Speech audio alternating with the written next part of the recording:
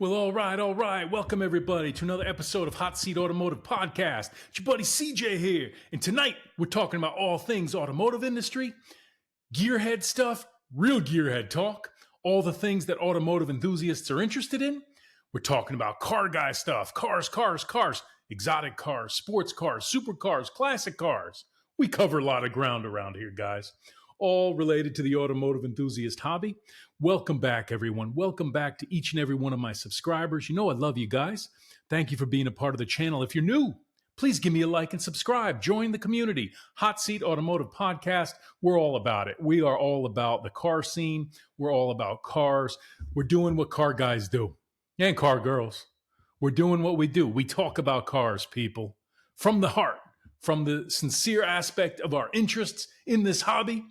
In our various tastes, in our various backgrounds. That's what we get into. So tonight, I got kind of a special episode. Tonight, we're going head to head. Let's get into this. Guys, tonight is a supercar showdown. We are going to pit the Maserati MC20 against the McLaren Artura. Two interesting V6 twin-turbo supercars, super sports cars. One is English, one's Italian. One's a hybrid, one's not. These cars have a lot of interesting similarities and some key differences, no doubt. But guys, we're going to get all into that. Your buddy CJ is going to tell you what he thinks is the optimal choice between the two. But I want to hear from you. Guys, leave me your comments. You know I'll respond to all the comments I can.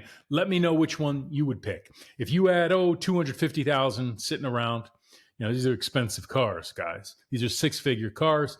These cars averaging anywhere from $200K to $300K on the newer used market. We'll talk a bit about pricing.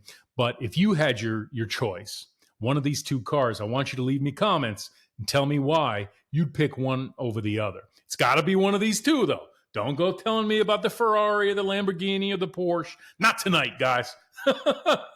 We're talking about the Maserati MC20 heads up. Head-to-head against the McLaren Artura. Who's going to win? Guys, let's get right into this because this is some cool stuff. These are two very cool cars. First things first, what are we looking at here? The McLaren Artura. Are you kidding me? Next generation McLaren supercar, super sports car. It's got a whole new platform, okay? Carbon fiber chassis. This one's powered by a twin-turbo V6, which is a departure from McLaren's previous generation platforms, drivetrains, which were powered by those twin-turbo V8s. It's a twin-turbo V6, but there's more to it. This is actually a hybrid. The McLaren Artura is a plug-in hybrid. Are you kidding me? So this is still a rear-wheel drive vehicle, and the battery pack and the electric motors complement the internal combustion engine. So what we're getting is a collective somewhere in the order of 690 horsepower now. These things are up from what they were in prior year. You're getting about 600 or so of that horsepower from the internal combustion engine. And then you figure another 100, 75 to 100 horsepower coming by way of the electric drivetrain.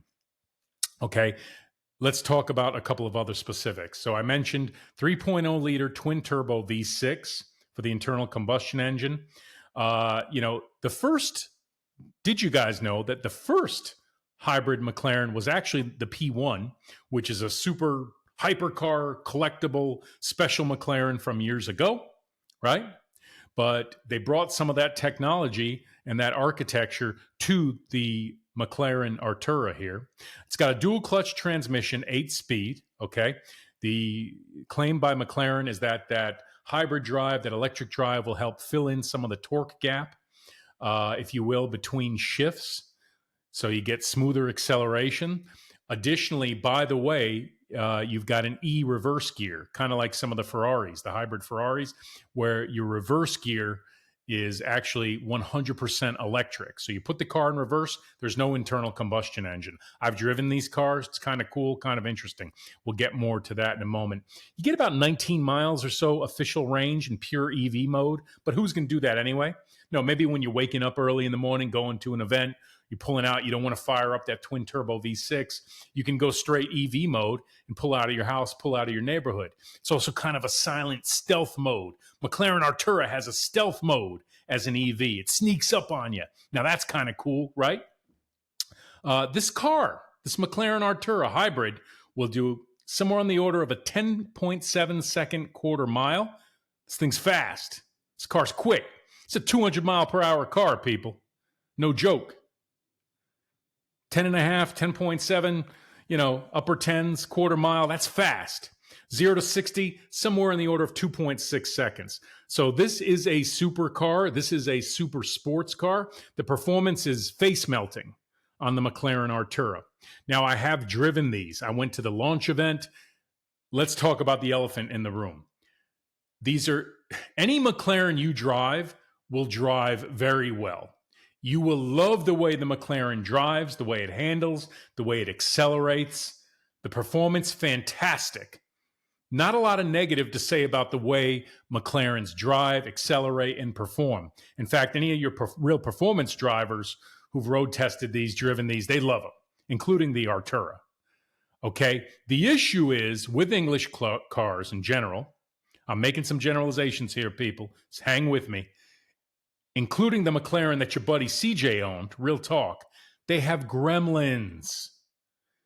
When I test drove a McLaren Artura, this is going back a year plus, the infotainment went black. Now, that was a pre-production car, I know, but I subsequently have talked to some people and seen some reviews and some documentation where people have experienced similar issues. Infotainment going black, all kinds of weird things. When I had my McLaren, we're not here to talk about that. That was a 570 GT. It did some weird things.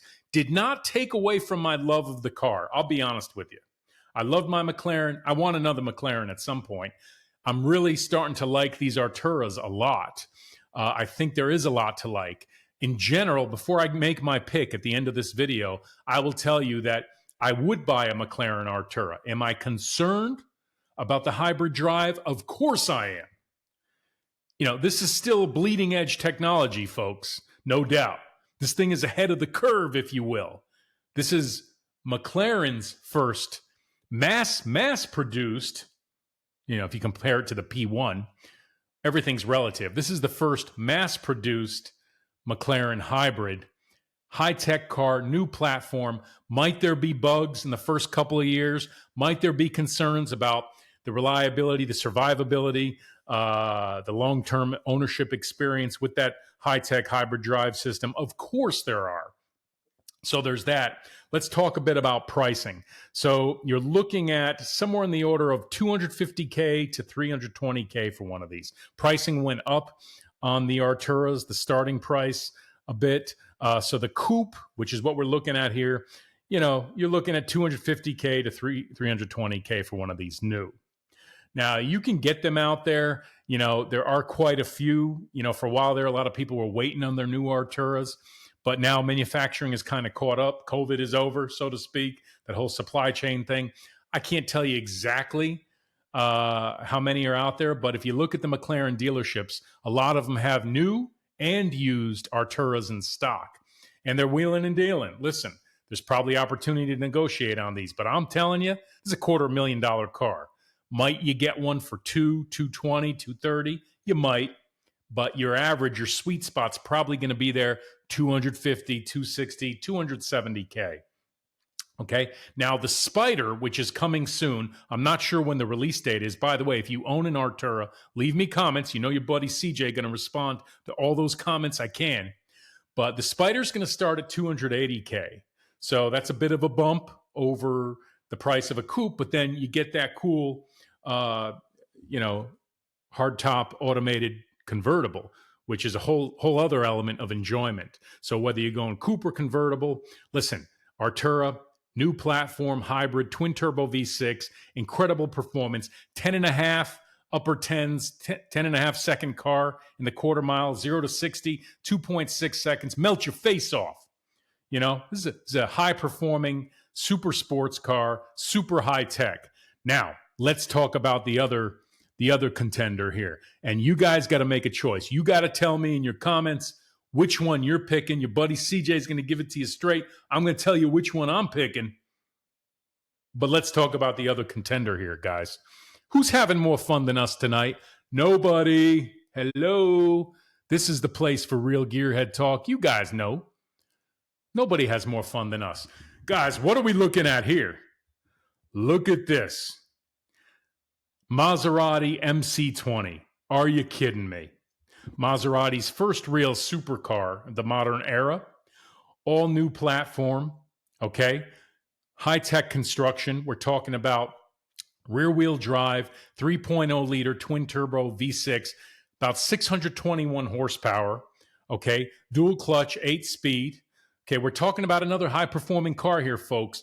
Are you kidding me? Out of the factory, we're looking at a 10.5-second car in the quarter mile. It's right up there with the McLaren Artura from a performance standpoint. Another 200-mile-per-hour car, okay? We're looking at 0 to 60, somewhere around 2.9 seconds.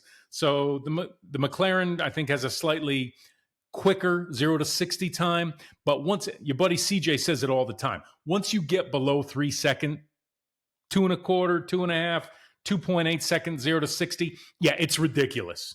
It's face melting. Like, most of us are not going to appreciate or even realize the difference. And unless you're on the track every day and every tenth of a second counts, it's not going to make a difference. So the point being, these are super quick, super fast, high performing cars. The MC20, absolutely, an innovative, high tech car.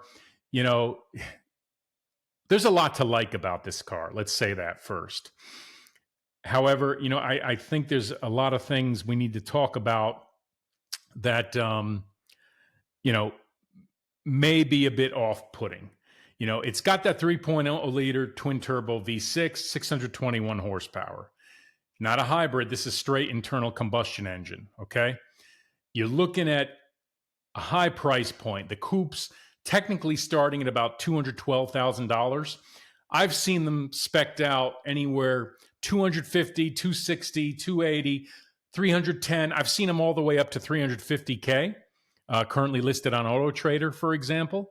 The Spiders, you're seeing them at a higher price point, starting somewhere around 300K, and I've seen them up to 350K. So there are Spiders available, there are coupes available. Everything's relative, but there are plenty of these out there in the market. Just from what I'm seeing on Auto Trader, you can kind of take your pick for the MC20 you want. I remember when these were first kind of announced and or still sort of expected, there still weren't any in the street. There were some demonstrators around. There was a bit of a buzz about this car, but not much. I don't remember there being much buzz about the MC20.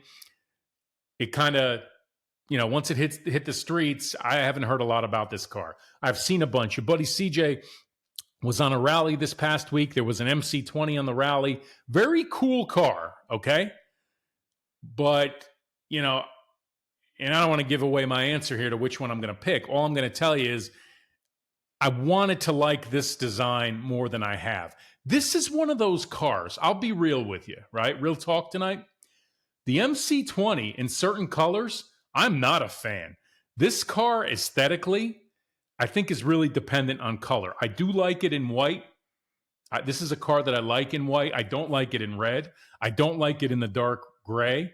I've seen it in black. I'm not really a black car guy. The launch color, I consider it the launch color, that blue that I saw so many in. That light baby blue, I think is really cool. Listen, the car is blisteringly fast. It's quick, all of those things. But I'm talking aesthetics, because when I buy a car like this, it's not just about the performance. I got to be about the aesthetics. And at these price points, I got to love it. And you're probably just like your buddy CJ. Got to love this car if I'm going to buy it. It's dependent on color with these. The Artura, I think I've seen them in a variety of colors. I've driven a couple. I haven't seen an Artura that was in a bad color. But some of the MC20s, I say, oy, that doesn't work for me. But again, there's a lot to like about this car. I think it caught some shade when it came out because of the V6. When you look at other cars at this price point that either have the V10, okay, or even the V8.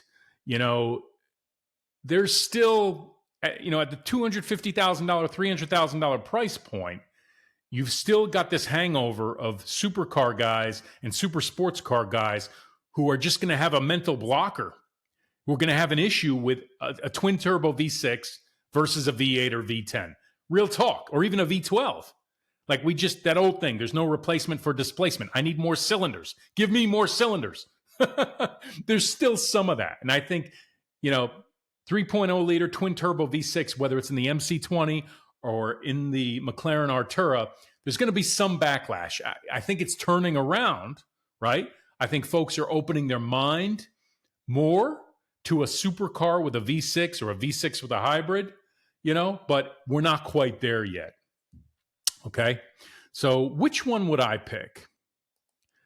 There's a lot to like here, guys, with both of these cars, but I think that perhaps part of the fun and irony of looking at these two cars together, real talk tonight, both McLaren and Maserati are not really known as the most reliable brands out there. Just, we got to be real. I love them both. I'm probably a bigger McLaren fan. I like the aesthetics of like the sedans, the Quattroportes, the Gran Turismos. I think they're beautiful cars in particular. I'm a big fan of those cars. The McLarens in general, I'll say aesthetically and the styling, I'm a bigger fan of those. And certainly the way they drive, I'm a huge fan. But, you know, these are two manufacturers that have not had a great reputation. And both brands are known for significant depreciation. Real talk. That's why I claim if you're going to snag one of these, whether it's an Artura or whether it's a McLaren, a Maserati MC20, you might want to look at something a couple years old, okay, still under warranty, maybe a CPO, where someone else eats the depreciation. Right now, with the cost of money being high, those high interest rates, in a bit of an economic downturn, if you happen to be in the fortunate position to be able to buy one of these supercars, one of these super sports cars, so to speak, you might want to consider, you know, in the spirit of smart buying, one option is to go used, low mileage, CPO, still under warranty. Now, there's nothing like having a new car. Your buddy CJ would be the first to say it.